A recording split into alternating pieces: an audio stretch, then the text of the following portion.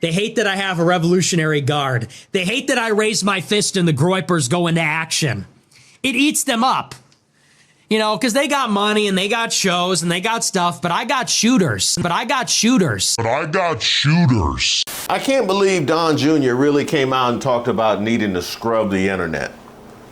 When you got I got shooters from Nick Fuentes, Laura Loomer calling him a grifter, and you yourself got a whole Hammer Draws costume making fun of Nancy Pelosi's husband, but we need to scrub the internet.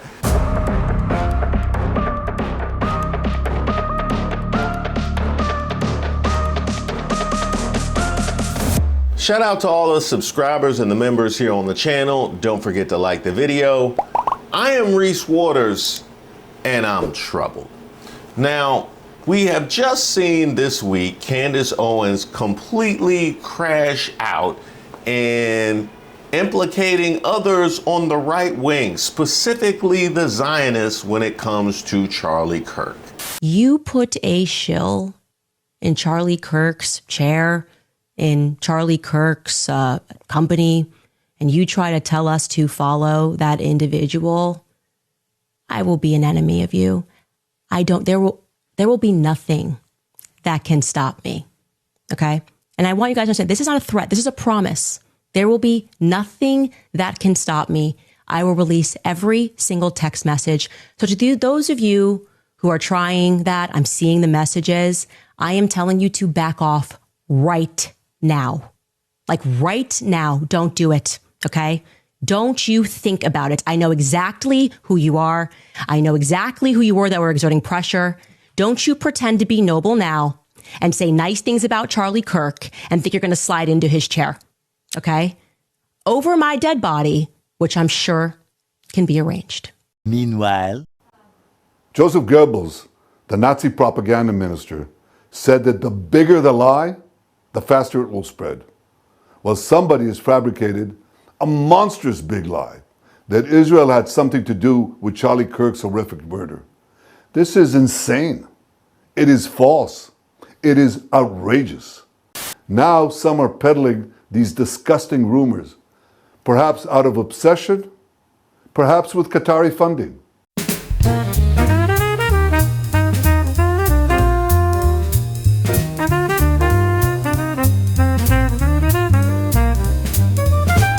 Well, little did I know, she's far from the only one with those suspicions.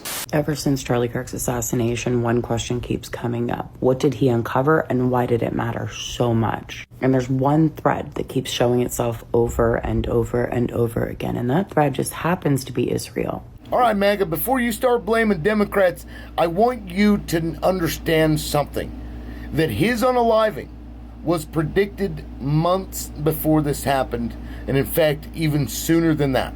On August 13th, 2025, Harrison Smith said, "I'm not going to name names, but I was told by someone close to Charlie Kirk that Charlie thinks Israel will kill him if he turns against them." When a lawmaker like Ted Cruz uses the Bible to justify aid to Israel, doesn't even know the verse, do you guys think that's like not the best way to approach this? Raise your hand. Okay. I think Ted Cruz used Genesis 12:3. I think a lot of people see that as off-putting when you look at the New Testament. Why? Because I think a lot of people, they look especially at the writings of Paul, where he talks about how the new flesh is not the same as the people in the Old Covenant. The new flesh is everybody, is everyone's included. Talking about Romans 9. Yes, 9:6, yeah. Are you Catholic? Converting to Catholic from Judaism. This is my next. Oh, from Judaism? Yes. Oh, wow. So you're ethnically Jewish. Ethnically Jewish, yes. And you have concerns about AIPAC. Yes, I do. And when you line up the timeline, it feels less like a coincidence and more like a pattern. So back on August 4th, 2025, the administration slipped in a rule saying that states and cities had to pledge not to boycott Israel if they wanted $1.9 billion in disaster aid. After enough outrage, they finally walked it back. But this was around the same time that Charlie Kirk had started questioning things and started digging into things. Then came the day when tragedy struck and the shot was heard around the world and Charlie Kirk was assassinated for the whole world to see. Only 3 hours after Charlie Kirk was assassinated, the Senate voted on the Epstein files. And of course, as you know, they voted absolutely not to releasing these files. And while eyes were on that, the House was moving a defense bill that was loaded with new Israel provisions. On September 11th, 2025, the House passed it with 3 big pieces. Piece number 1 is no U.S. contracts for companies that boycott Israel.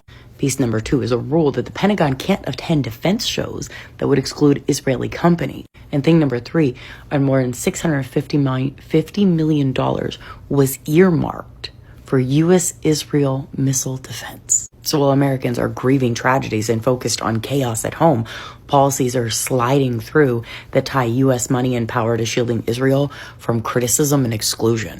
And Jewish donors, they have a lot of explaining to do, a lot of decoupling to do, because Jewish donors have been the number 1 funding mechanism of radical, open border, neoliberal, quasi-Marxist policies, cultural institutions, and nonprofits. Now, when it comes to Charlie Kirk and his stance on Israel, Kirk stated publicly that Palestine and Palestinians don't exist, asserting that it's called Judea and Samaria, it's not called Palestine. He also visited Israel and its illegal settlements in the occupied West Bank, including a trip to Al-Khalil, where he raised an Israeli flag in front of the Ibrahimi Mosque, which has been partially turned into a synagogue and is the second most important holy site to Muslims in Palestine. Kirk openly advocated a pro-Israeli position and used discriminatory language against Palestinians, even denying their very existence, working to try and justify massacre after massacre, once claiming that the Palestinians brought the situation on themselves. So did he suddenly change his opinion? Yes and no. One clip that's been presented as proof of Kirk's shift in views was an exchange he had on the PBD podcast about October 7th, where he insinuated that a stand-down order may have been given by the Israeli leadership that day, further fueling theories that the Hamas-led attack was an inside job or allowed to happen. What many didn't pick up on is that these comments were made in the aftermath of the attack, way back in October of 23, not recently, although he did reaffirm those beliefs later on. Therefore, his words back then clearly don't represent evidence that he was in some way changing his views on Israel or Zionism. It is true, however, that he did begin to lightly question Israeli influence over U.S. politics and whether the conservative movement should be putting Israel ahead of the United States on his list of priorities. In fact, the signs of his alleged evolution in Charlie Kirk's views appear to have begun in July of this year when he decided to host Tucker Carlson and comic Dave Smith at the TPUSA Summit in Tampa, Florida. Carlson, Smith, and even prominent conservative commentator Megyn Kelly all used the platform to voice opinions critical of Israel, a message which appeared to resonate strongly with the young conservatives in attendance. Is Israel an ally of the United States? No. Do you say Israel is not an ally? That is not an opinion that people hear a lot.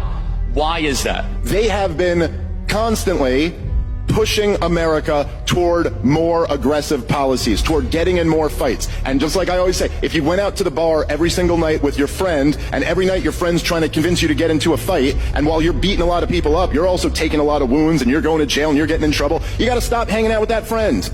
And so I think that you know what? I also don't believe in welfare, and they shouldn't get another dime of U.S. taxpayer money, and they should not. So hold on.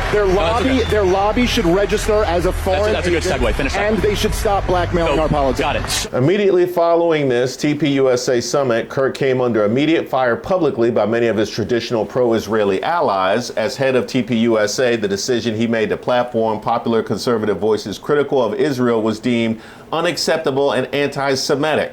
A column was even taken out in the Times of Israel, which accused him of allowing the spread of anti-Semitism and argued to him to get back in line with his previous stances. Well, wow, that sounds downright Candace Owensian, Owensish, Candician.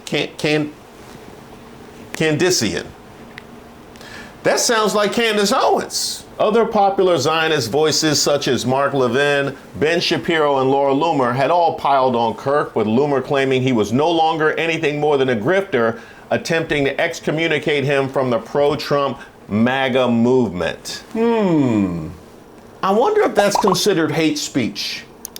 She called him nothing more than a grifter and tried to excommunicate him. Huh. We got to send that one to Pam Bondi. Yeah. It was Laura Loomer. She knows Laura Loomer. Laura Loomer has come at her before. Kirk would later go on the Megyn Kelly show where he expressed his frustration with the intense backlash against his decision to host critics of Israel at TPUSA. I have less ability sometimes online to criticize the Israeli government about backlash than actual Israelis do, and that's really, really weird. Huh. Well, I, for one, definitely wasn't checking for Charlie Kirk and his evolving stances on Israel, but all the drama that's been kicked up on the right wing over the issue certainly was something I did not miss. Neither did others. Kirk, for the most part, from the times I saw, and I haven't seen everything, obviously no one can see everything, but the times I saw, he seemed to be a pretty strong supporter of Israel for a while. Then right around 2025, it's like something started to change. So the first thing is that with the Epstein files, that the Epstein files are going to be released. Trump and his administration were all gung-ho about it. And then all of a sudden they did a 180 and we're like, oh, we don't know where they are. Oh, it doesn't matter. You guys are still on that. Haha, you're so silly, and fucking gaslighting America. And everyone's sitting here just like, really? Are you fucking doing this? Do you think we're fucking stupid? Release the fucking files. And to my knowledge, Kirk was still on that. He was with the American people pushing for that and wanting the files to be released. That's number one. Number two, connection back to Israel. His tone started to shift. There were clips that I saw, and there's plenty of other clips that other people mentioned of him speaking out against Israel, basically. Like his tone started shifting and started being more negative and talking about the ethnic cleansing in Gaza and just speaking out about Israel and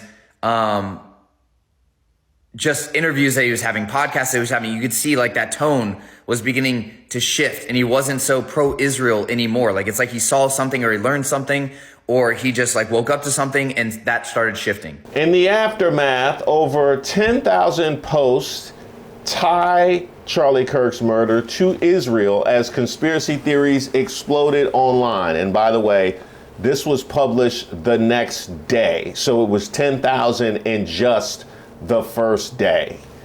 Anti-Semitic conspiracy theories have exploded on social media in the aftermath of Charlie Kirk's killing, with thousands of posts blaming the assassination on Israel, according to the Anti-Defamation League. Kirk, co-founder of Turning Point USA, a conservative organization, became a major political figure for young conservative men and an outspoken supporter of Israel, frequently speaking of his love for the nation and defending its actions in Gaza. But video clips of Kirk lamenting intense backlash he faced over any questioning of the Israeli government have gained traction online in the days since his death. In some clips, Kirk dismisses accusations of anti-Semitism against him, including for his support of the replacement theory, a conspiracy theory that suggests Jews are trying to replace white Americans with non-white immigrants. Many of the anti-Semitic posts remained on X as of publishing on Friday. X and a lawyer for Elon Musk, his billionaire owner, did not immediately respond to the post request for comment. Several social media platforms led by Musk have rolled back their content moderation policies, especially those around hate speech, arguing that the restrictions violate free speech rights. In a post on the platform X, he said he will continue to stand against violence and censorship, ensuring this platform amplifies truth and open dialogue for everyone. Huh. Is that so, Elon Musk? Is that so? Well, naturally, I look forward to a whole Muskian diatribe and tweet storm in opposition to Pam Bondi and Stephen Miller, right? The whole censorship thing, I'm sure that's coming, right? Huh? Now, one thing that did come up that was mentioned in the prior reading was Charlie Kirk fearing the backlash, him fearing the backlash of questioning the Israeli government.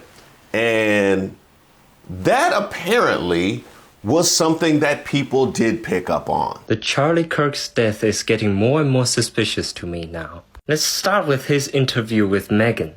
In this video, he complained to the audience that he can't criticize the Israeli government. I have less ability sometimes online to criticize the Israeli government without backlash than actual Israelis do. Then they talked about Epstein files. Blowback after saying Mossad possibilities with Epstein, a comment behind which I stand. I mean, I realize, and I've of course reported what Alan Dershowitz has said as his lawyer. He says, I think he would have told me. He didn't say he had any of those connections. I hear all that. That doesn't mean it's not true. I think all these things should be explored. It's one of the many things that should be explored around Epstein. But saying that, and also saying he might be a U.S. asset, etc., doesn't make you anti-Semitic. That's fucking crazy. And then she talked about her interview with Piers Morgan. And in the beginning, she was spreading Israeli propaganda as usual. What I found interesting is the second part. Israel, whether it realizes it or not, has made itself the villain of the world in letting this thing go on so long. They have lost support amongst their dearest friends. And even the entire Democrat Party here in the United States has turned against them, and they're losing Republicans by the day here in America, which is their most important ally. So whether the fight continues to be just or not is almost irrelevant. As Trump said when he was running this time last year, not yet elected, time to wrap it up. Later, they even pulled up the statistics proving that Israel is losing this propaganda war. And look, I mean, I pulled the stats. Support for Israel's military action in Gaza by party ID. GOP in June of 2024, 76%. Now 71%, so they lost 5%. Dems in October of 2023, 36%. Now it's at 8%.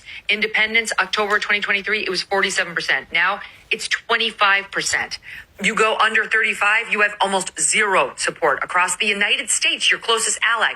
I see what's happening, and it's my job to comment honestly on it.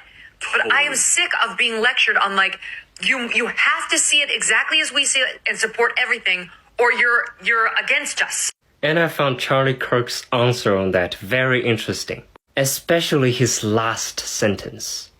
The thing that I think is being lost is, like, on some part of the population, you can scold them into silence, right?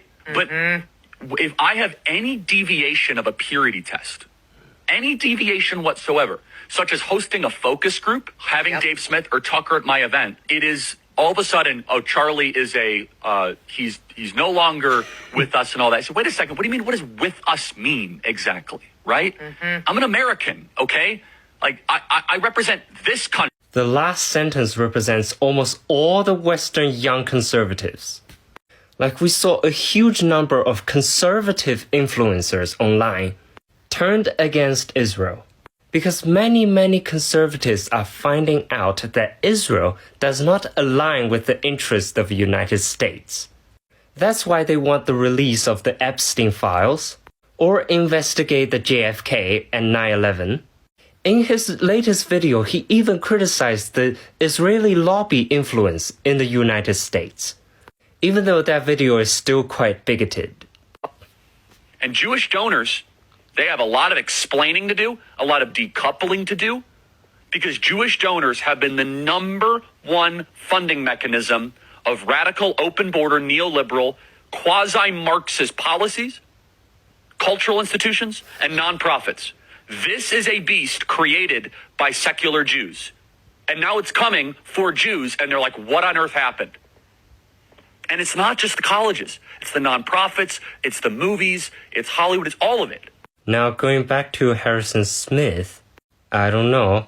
I don't want to make conclusions too early, but this is suspicious. 2 days after the shooting, the Gray Zone released this report with an anonymous source, a Trump insider and a longtime friend of Charlie's, who exposed all these crazy facts we had no idea about before. Most importantly, it exposed how Netanyahu offered Charlie a massive cash infusion with Zionist money into Turning Point USA earlier in the year, and Charlie said no. Charlie thought that Netanyahu was trying to coerce him into silence as he began to question Israeli influence in American politics. The source claims that Charlie began openly hating Netanyahu, calling him a bully, and was also disgusted at witnessing how the Trump administration was being dictated by Netanyahu and controlled by Zionist billionaire Miriam Adelson, who infused, I think it was $250 million into Trump's campaign in 2024. Charlie also apparently warned Trump personally, very strongly, against bombing Iran on Israel's behalf. He was one of the only people to do this to Trump. And when Trump shut down the conversation and barked at him, it convinced Charlie that the president of the United States had fallen under the control of a foreign power and was going to lead our country into a series of disastrous wars. Charlie's turn on Israel and growing resentment for Netanyahu provoked powerful Zionists to send him private backlash, which made him very afraid. He was being told by Netanyahu's allies that he had to fall back in line. Now, that offer of funding to Turning Point USA was something that was also spoken about by Nick Fuentes. They say that Charlie Kirk was offered an infusion of $150 million by Israel. Okay? That would double Israel's budget, or excuse me, Turning Point USA's budget. Turning Point USA has an annual budget of $140 million. Netanyahu offered Turning Point $150 million for one purpose and one purpose only, to shill for Israel harder. Turning Point USA is already pro-Israel. They're not anti-Israel. They've never been anti-Israel. Charlie Kirk has, in the past, criticized Bibi Netanyahu. He has criticized secular left-wing Jewry in America. He has criticized a war with Iran, the famine in Gaza. He has never opposed Israel in itself. He has never explicitly opposed Israel. Israel offered him $150 million to be more pro-Israel than they already were, to be harder in their support for Israel, and in particular, to support regime change in Iran and to support their ethnic cleansing and genocide in Gaza. And Charlie Kirk refused the money. But I would like to circle back on Iran and Charlie Kirk trying to plead with Trump not to bomb Iran on Israel's behalf. Now, I wonder why that conversation was shut down. Well, since I'm on the right wing, certainly they have an answer. He did not like Bibi Netanyahu, and he said that to me many times, and he said it to people around him many times. He felt that Bibi Netanyahu was a very destructive force. He was appalled by what was happening in Gaza. He was, above all, resentful that he believed Netanyahu was using the United States to prosecute his wars for the benefit of his country, and that it was shameful and embarrassing and bad for the United States, and he resented it. Didn't hate Netanyahu. He wasn't out there with a placard saying that, but he certainly expressed that to me and a lot of other people. And there's no question that Bibi's defenders on the internet will call me a liar or a kook, but that's a fact. And enough text messages exist that I think it can probably be verified in pretty short order. Not that it needs to be, because that is true. And now the $64,000 question, or I guess in this case, the $150 million question, is what MAGA does going forward. Because we have seen the narrative shift from those like Nick Fuentes, because we heard what was said prior. I have an army. They hate that I have a Revolutionary Guard. They hate that I raise my fist and the Groypers go into action. It eats them up. You know, because they got money and they got shows and they got stuff, but I got shooters. I can't believe Don Jr. really came out and talked about needing to scrub the internet. When you got I got shooters from Nick Fuentes, Laura Loomer calling him a grifter, and you yourself got a whole Hammer Draws costume making fun of Nancy Pelosi's husband, but we need to scrub the internet. Yeah. Moving forward is going to be fascinating. Charlie Kirk tried to manage Republicans-Israel divide. Now they're split over his legacy. The night before his assassination, Kirk and two of his producers were on Zoom getting ready to answer the questions about Israel that kept popping up on his college tour. Kirk was frustrated that Israel figured in almost half the questions he took on tour when he just wanted to talk about America. That from Rabbi Pesach Woliki, one of two staunch supporters of Israel, Kirk had asked to help him prepare. Indeed, to the increasingly anti-Israel young people he encountered online and on campuses, Kirk was a staunch defender of the Jewish state. He faced years of sometimes overtly anti-Semitic harassment from Nick Fuentes' extreme right supporters. But to older friends of Israel, Kirk was a potential problem. He was a young man who seemed to be feeling the pull of his generation, which is, across parties, critical of Israel's war in Gaza. Every time he spoke about something he disagreed with Israel about, he'd be attacked by his Jewish donors and the pro-Israel community, and it drove him crazy. Kirk was trying to hold his party together. Now, in the wake of his death, the right is arguing in private and in public, on X, on podcasts, and in anonymous comments over what Kirk really thought about Israel. When I spoke and texted this weekend with prominent movement figures close to Kirk, I heard bitterly opposed views. Each side seemed sure the activists largely agreed with them about the war in Gaza. Now, we have seen this divide pop up just about everywhere, from Officer Tatum to Candace Owens to Laura Loomer and Marjorie Taylor Greene. We've seen it pop up everywhere on the right wing. Now, where exactly all of this goes, whether or not, as was alluded to in the Breitbart article I referenced in the Candace Owens video, this serves as somewhat of a healer and a unifier on the right, or whether, as we just heard, it already deepens and exacerbates prior division. But one thing I can say is the concern that Kirk had for himself, the concern that people had for him, and this conversation being had at all truly shows the limitations of free speech. And that's why I'm troubled. Thank you guys so much for watching the video and supporting the channel. Obviously, in this time of heightened political tension, communities like we have created here on the channel are even more important.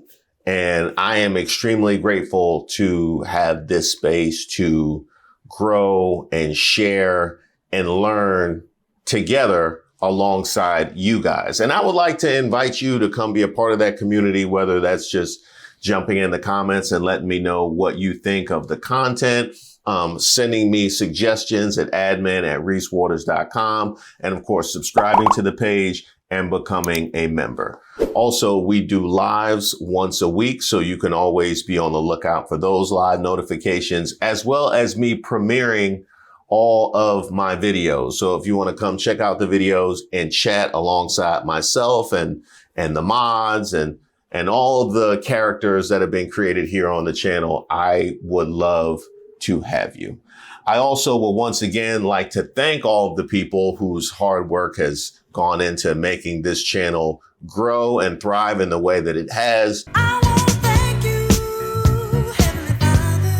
The mods have definitely been through it. I can say that. Definitely in the last week, they've been through it. And I am so happy to have you guys be stewards of this community and keeping it safe for everyone. And of course, Miss Ray for keeping everybody organized and making sure we're getting the word out, as well as Regina for helping me keep track of a pretty insane news cycle.